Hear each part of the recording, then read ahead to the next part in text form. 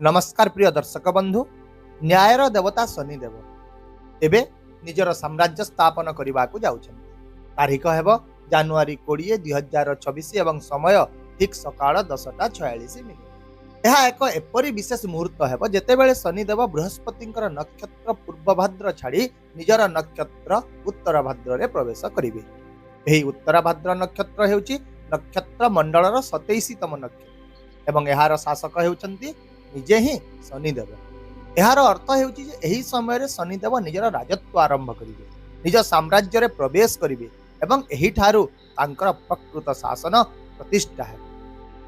किंतु एबे एठारे स्वाभाविक भाव रे एक प्रश्न रहुची जे एप्रिल 2025 रे मध्य शनि महाराज एही समान उत्तर भाद्र नक्षत्र रे रहिथिले, तबे सही समय रे काहेकि फलाफल गुड़िक एते स्पष्ट एवं अर्थपूर्ण होई नथिले।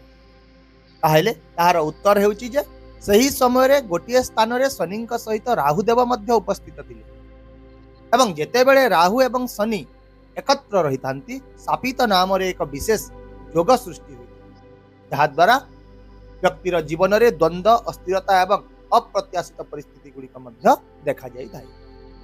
तथापि मध्य जो मानकर कुंडली रे शनि राहुंकर स्थिति पूर्वरु शक्तिशाली रहितिला समान निश्चित भाव रे सही समय रे मध्य लाभ पाइथिले, हेले अधिकांश लोक एथिरु वंचित रहिथिले। किंतु एबे आउ निराश हेबार कोनोसी आवश्यकता नाही, कारण एही समय रे शनि एका ही रहिबे, राहु किंबा अन्य कोनोसी ग्रह तांका सहित रहिबे नाही।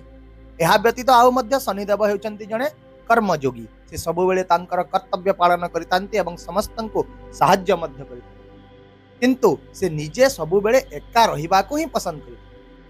से सदा सर्वदा आमको एक गुरुत्वपूर्ण शिक्षा दियंती जे जेतेबेले आपण निजर लक्ष्य आड़क अग्रसर होउछंती एका चलिबार साहस रखन, कारण जेउ दिन आपण सफल होई जिवे पूर्वरु जेउ माने आपण को हसुतिले किंबा आपण को कम मने करूतिले सही लोक माने ही आपण को सहित आसी ठिया हेबे। सही परि जदि आपण मध्य एही समय रे निज जीवन रे एका अनुभव करूछंती, जदि आपण को समर्थन करिवा पई केही नाहंती, तेबे मने रखंतु जे आपण शनिदेवंकर विशेष प्रभाव रे रहिचंती एवं एहा छड़ा एहा एक संकेत मध्य जे शनिदेवंक एही राजत्व आपणक पई विशेष भाव रे सफलता आनिबा को जाउछि। तबे वर्तमान आसंतु विस्तारित भाव रे बुझिबा जे शनिदेव जानुआरी 20 2026 रु मई 17 2026 पर्यंत एही समय मध्य रे आपणक जीवन रे कोन सब प्रभाव पकेइबा को जाउछंती एवं एहा द्वारा आपण अर्थात धनुराशि लोक कौन सब व्यापक फलाफल देखा पाइबे। तेणु यही पूर्ण प्रभाव को बुझापी आमको प्रथम चारोटी मुख्य जिनिस को बुझा पड़े। प्रथमटी हेउची शनिदेवंकर स्थिति, एबे से जोठारे रहुछंती एवं बाकी तीनोटी तांकर विशेष दृष्टि, जहाँकि तांकर तीनोटी दृष्टि रही है, तृतीय दृष्टि, सप्तम दृष्टि एवं दशम दृष्टि। तेबे प्रथम एवं सबुठारु प्रभावशाली फलाफल सही स्थान सहित जड़ित हेब जोठारे शनिदेव वर्तमान निजे गोचर करुछंती एवं ताहा हेउची आपणक अर्थात धनुराशि चतुर्थ घर। चतुर्थ घर जहाँकि आमर मन, मानसिक शांति, घरर खुशी एवं स्थिरता को प्रतिनिधित्व करिथाय।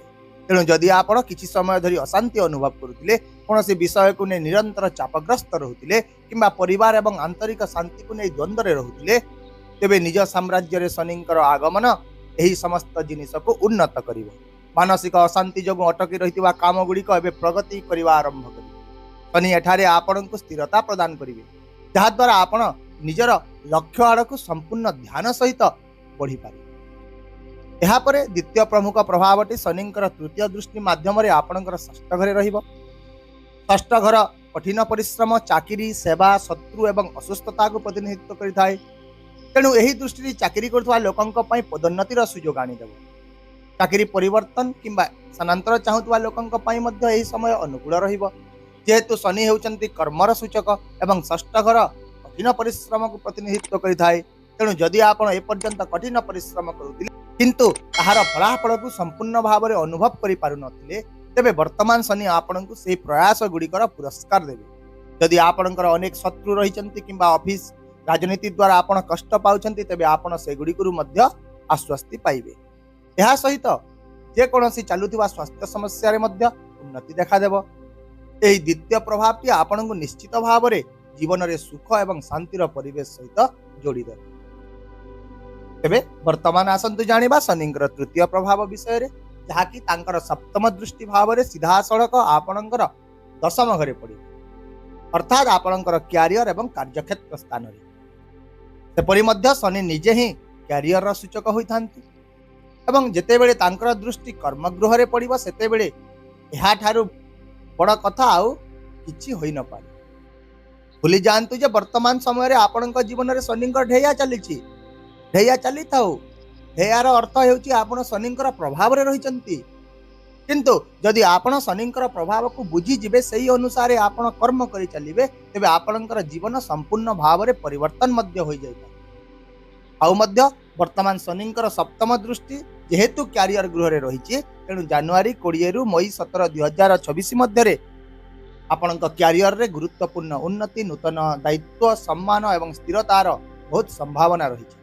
ता सहित यह सही समय हेब जेतेबेले आपण निजर कार्यक्षेत्र रे मध्य एक गुरुत्वपूर्ण विस्तार देखा पाइबे। सेहिपरि शनिंकर चतुर्थ एवं शेष प्रभावटी एही समय रे तांकर दशम दृष्टि माध्यम रे सीधा सड़क आपणक निज राशि अर्थात धनुराशि उपरे पड़े। दशम दृष्टि को कर्मर दृष्टि मध्य कहा जायछि। तेणु ए पर्यंत आपणक नियंत्रण रे नथिबा परिस्थिति गुड़िक है। तासह 2025 रे आपण जो विलंब एवं प्रतिबंधक गुड़िक मध्य अनुभव करुथिले से सब गुड़िक एबे धीरे धीरे शुभ संकेत रे परिणत हवा आरंभ करे। आपणकर काम रे प्रतिबंधक रहिबो नाही, विलंब हेबो नाही। आपण जो समय रे जहा चाहिबे ताहा करि पारिबे। यह छड़ा ए पर्यंत आपण जो समस्त कठिन परिश्रम करुथिले, प्रयास करुथिले एवं धैर्य मध्य निज भितर रखिथिले, एही 2026 रे से सबुर फल पाइबार समय आसी जाइछि।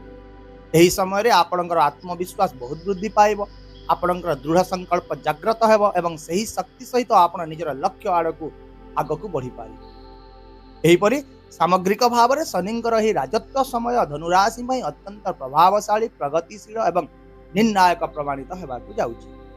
तेणु एही समय आपणकू सिखाइबो जे जो व्यक्ति धैर्य, कार्य एवं आत्मविश्वास सहित आगकू बढ़ी थाए शेष रे से ही निजर लक्ष्य हासिल करि। तथापि भिडियोटी को शेष करने पूर्व आसतु जानिबा किछि विशेष प्रतिकार गुड़िक विषय जहां जदि आपण पूर्ण विश्वास सह फॉलो करेंगे तेबे निश्चित भाव में शनिंकर एही गोचर फल आपणक पई आउ टिके प्रभावी होई पारे। तेणु शनि महाराज को संतुष्ट करबा पई आपण प्रतिदिन शनिदेवंक बीज मंत्र ओं प्रांग प्रीं प्रों सह शनिश्चराय नमः गोटिए माला जप करंतु। प्रति शनिवार दिन शनिदेवंक सोरिष तेल अर्पण करंतु। यह सहित विशेष भाव में असहाय, गरीब एवं श्रमिक श्रेणी लोक सेवा करंतु, तांको सम्मान करंतु, हनुमान चालीसा पाठ करंतु, कारण ए सबु सेवा एवं सत्कार्य रे शनिदेव शीघ्र प्रसन्न होइतांती। तेणु जदि आपणक जीवन रे मध्य किछि बाधा रहिछि तेबे उत्तर भाद्र नक्षत्र रे शनिंकर एही प्रवेश केवल सही बाधा गुड़िक मुक्ति प्रदान करिबो नाही, बरं आपणक सफलतार शीर्ष को पहुंचाइबार संभावना को मध्य वृद्धि करिबो। आशा करूछि जे आपण एही विषयटी को अति सुंदर भाव में बुझी पारिथिबे। तेणु जदि आपण मोर एही विश्लेषण को सहायक मने करूछंती तेबे दया कर भिडियोटी को लाइक कर दियंतु, शेयर कर दियंतु, कमेंट करंतु एवं जदि आपण ए पर्यंत आम चैनल को सब्सक्राइब मध्य करि नाहंती ताहेले चैनल को सब्सक्राइब कर दियंतु। वर्तमान पई मते विदाय दियंतु। रहुछि। नमस्कार। जय जगन्नाथ।